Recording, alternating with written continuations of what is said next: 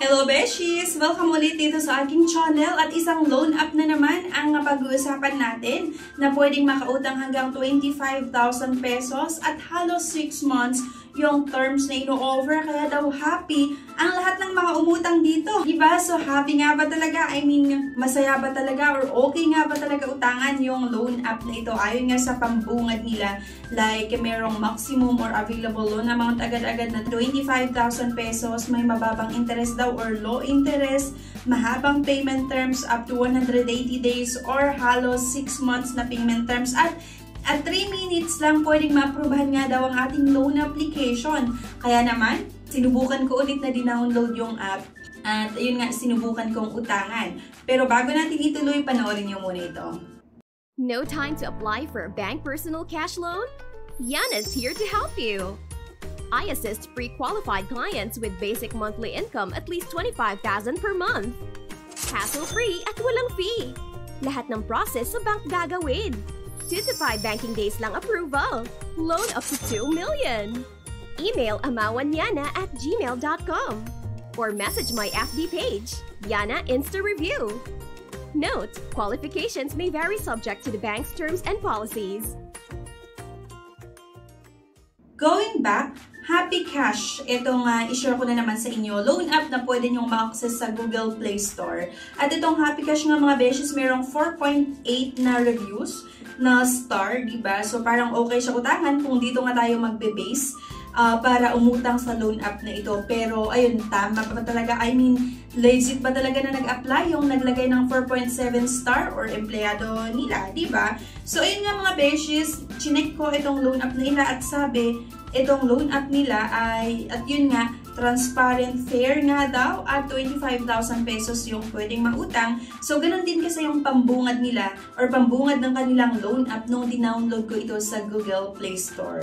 So, i-check nga lang natin or i-tap lang natin yung Borrow Now at syempre, same with other loan app na naman na kailangan natin makapaglagay ng ating valid mobile number. At akalain mo, pinapunta pa talaga ko dito sa settings ng aking cellphone. I-allow pa daw yung loan app na ito para ma-access nila lahat yung mga gusto nilang i-access nga sa ating cellphone. Kaya buti na lang itong cellphone na ginagamit ko sa pagda-download ng iba't ibang mga loan app ay bagong cellphone lang na binili ko na exclusive lang talaga sa reviews na ginagawa ko. Kasi syempre, di ba, ang hirap lang kapag yung cellphone ko ay na-access nila yung iba't ibang mga confidential, di ba, na laman ng aking cellphone. Ito yung mga ilan sa mga i-access nila, kagaya ng device information, mga photos na nasa aking cellphone daw, and so on. So, para nga daw ako ay makautang dito, ay kailangan ko na ng mga dumaan, syempre, sa pagsasagot nga sa mga personal information. So, purpose of loan, yung educational level, number of credit cards, yung address. Kailangan nga daw nating masagot yun at yung personal email, okay?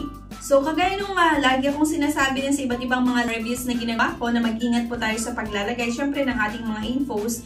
And, yun nga, lalong-lalo sa personal references. And by the way pala, itong nakikita nyo na infos dito, like yung mga address or yung home address ko, hindi po talaga yon yung home address ko. Binapakita ko lang sa inyo itong sample. Pero, ayun, right after naman, binabalikan ko, I mean, ine-erase ko itong mga nakikita nyo dito. At nilalagay ko talaga yung exact infos ko nga, exact address ko. Kasi, hindi talaga ma-approvehan yung loan application natin kapag mali-mali nga yung mga infos na ilagay natin. And, agad-agad mga beshes, ang hinahanap ng loan app na ito ay yung mga personal references. Ulitin ko ulit, mag-ingat tayo sa paglalagay nga ng mga personal references kasi minsan kasama ito sa binubulabog kapag nag-post due yung loan application mo or due date mo tapos hindi ka pa nakakabayad. I mean, wala pa naman akong experience sa loan app na ito kaya hindi ko sinasabi na ito yung ganun magpautang or ganun maningil, pero kasi based sa mga experience ko sa mga previews na nagawan ko ng aking honest review or sa mga nautangan ko before, kaya sineshare ko lang din sa inyo para mag-ingat kayo. I mean, make sure na kilala nyo talaga yung mga ilalagay nyo na personal references para kung sakali na makatanggap ng message ng collector nga ng iba't ibang mga loan app, at least mapapakiusapan nyo sila, okay? Or nasabihin na i-disregard nyo na lang, ganyan, hindi sila magagalit sa inyo, okay? So, part na naman, syempre, na mag-upload daw tayo ng isang valid government ID at marami naman yung option dito. So, sa akin nga, Umid ID yung lagi kong ginagamit kasi Umid ID lang din talaga yung available nga sa akin. So, dito agad-agad nang kukuha nila yung ID number. So, nasa sa inyo pa rin naman kung palitan nyo yan. At kailangan nating sagutan nga itong kompletong pangalan like yung first name, middle name, at yung last name. And then yung date of birth or birthday, kailangan yung masagutan lahat yan. And medyo marami yung mga yung mga hinihingi na personal information ng loan app na ito. Pero syempre, dahil nga ginagawan ko ng aking honest review, kaya go lang. Ayan, tinuloy pa rin natin mga beshies at marital status. And meron din itong facial verification. At same nga with other loan app, tatapat lang natin yung cellphone sa ating mukha. And then, i-follow nga lang natin yung instruction at make sure daw malinaw. Pero please lang, hindi ko kayo na-encourage na umutang sa ganitong loan app ha. I mean, marami pa rin kasi yung mga nadideceive sa iba't ibang mga odds. Kaya naman gumagawa tayo ng ating honest review para maipakita sa inyo kung totoo ba talaga yung nakita nyo sa odds kapag talagang inutangan natin yung isang loan app. So, agad-agad mga beshies, our application is under review. I mean, under review daw yung loan application ko. Expected to take within 2 minutes. Please pay attention to the notification. So, habang inaantay ko mga beshies, yung pag-process nila ng aking loan application kasi within 2 minutes daw at under review yung loan ko, binalikan ko na naman tong app nila sa Google Play Store. And kapag nag-check kayo ng legit na reviews, i-view all nyo, then go kayo sa critical. At yun lagi yung mga babasahin nyo kasi yun talaga yung mga legit na umutang. At sabi nga nung isang nakapag-try dito, we'll edit this review once I've properly used their service. Inedit niya, and ayun, hindi na-aprobahan ang kanyang loan application. At sabi pa nga nitong isa, total waste of time, don't bother downloading this app. They just collect your data and ask users to rate them a 5-star review to increase their chance of getting approved. Luckily, I didn't click, okay? And then app is stuck on 99%, and when you receive a text message saying there's an update with your application, it will go straight to 99% again. We'll update the review if there is progress. Next, change it to 1 star.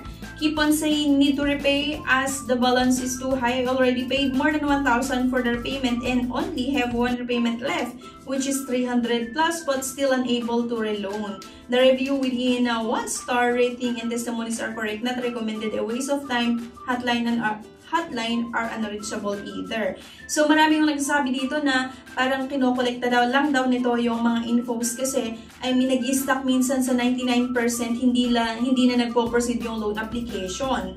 And sabi pa nga nung iba na first pinautang pero auto-decline sa next application nila. Next, update, tried again after a month and still rejected. My rating still stays and I asked that my data be deleted already before installing the app. Original review, I thought this is a good lending app until it rejected me twice in the 4,000k limit or 4,000 limit. I have paid my loans on time before, so why the rejection? Are you now just snapping your data? Not recommended it anymore. Sabi pa nga nung isa, at first try succeed for the amount of 1,000. The rest over for couple months, it keeps declining me. For my 7th try of applying, only 1 is successful. And so, marami talaga yung mga nagsasabi ng kanilang loan application nga dito ay puro decline. At meron naman yung iba na napautang or nakahiram sila isang beses lang pero next loan nila ay puro decline or auto-decline na. So, like sabi pa nung isa, I paid my loan ahead on time and paid the full amount although I have 2 terms in paying it, first month and so on, pero ganun pa rin. Naging okay naman daw yung first loan niya pero yung decline pa rin sa pangalawa. So, next, sabi nung isa, I am extremely disappointed because they didn't approve my second loan even though I paid my first loan very early. So, kahit magbayad ka on or before yung due date, tinedecline pa rin daw nila yung loan application. At ang review naman nung isa, I want to change my ratings from 5 to 1. Ayun, puro decline daw kapag next loan. Ayun nga mga beshes, marami yung hindi nagustuhan yung way ng pagpapautangan ng loan app na itong Happy Cash. So, hindi talaga siya happy. I mean, yung pangalan niya ay Happy Cash pero hindi pala talaga nakaka-happy umutang sa loan app na ito. At nakakaloka mga beshes ko ha, kasi after nga ng 2 minuto ay declined yung loan application ko. I mean, wala naman akong alam na reason kung bakit na-decline yung loan application ko dito. Pero ayan, sorry, credit ratings not approved. Feel free to initiate another credit evaluation on May 29, 2025. Countdown, ayan. So, nakakaloka, na-decline yung loan application ko dito. So, binalikan ko pa rin itong app nila. So, nagbasa pa ako ng iba't ibang mga reviews dito. And, marami talaga yung nagsasabi na maliban sa auto-decline, kapag naprubahan naman isang beses, kahit magbayad ka on or before yung due date, ay decline pa rin. Ayan, at may mga nagsasabi nga na parang kinukuha lang yung mga infos kasi nade-decline din naman pagkatapos na masubmit lahat ng mga personal information, makapag-upload ng isang valid government ID, mag-undergo ng facial verification, mag-input ng personal references, then made-decline lang din, diba? So, I tried to apply for a loan in this app, pero declined pa rin daw, sabi naman nitong isa, at hindi daw madali umutang sa loan app na ito. In short, mas marami yung nade-decline ata sa loan app na ito kaysa na-aprobahan. So, marami yung nagsasabi na dinownload nila, nag-apply, pero na-stuck sa 98 to 99% lang. Hindi siya nagtutuloy or hindi nagpo-proceed ng kanilang loan application. Pa rin mga beses na hindi siya magandang utangan, hindi siya pang emergency purposes kasi nga auto-declined. And, syempre kapag loan app ay abay mataas talaga yung mga charges pa rin yan. At ayun nga, hindi natin nakita sa loan application ko kasi auto-decline kung paano ito magpautang. Pero kagaya nung paulit-ulit kong sinasabi na iba't ibang mga loan app ay hindi maganda i-consider utangan, diba? So kung hindi naman talaga kailangan or hindi naman talaga ganun ka-importante kung bakit ka utang sa iba't ibang mga loan app, please lang, huwag mo na lang subukan, okay? Kasi instead nga na makatulong sa atin ay mas lalo pa tayong malulubog sa utang kasi kapag loan app talaga or yung mga loan shark, asahan mo na may mga matataas yan na charges and short term lang din, okay? So, ayun lang. Sana makatulong yung video na ito para makapag-decide na kayo kung utangan nyo ba yung loan app na ito or hindi. So, thank you guys for watching at see you sa aking next vlog. Bye!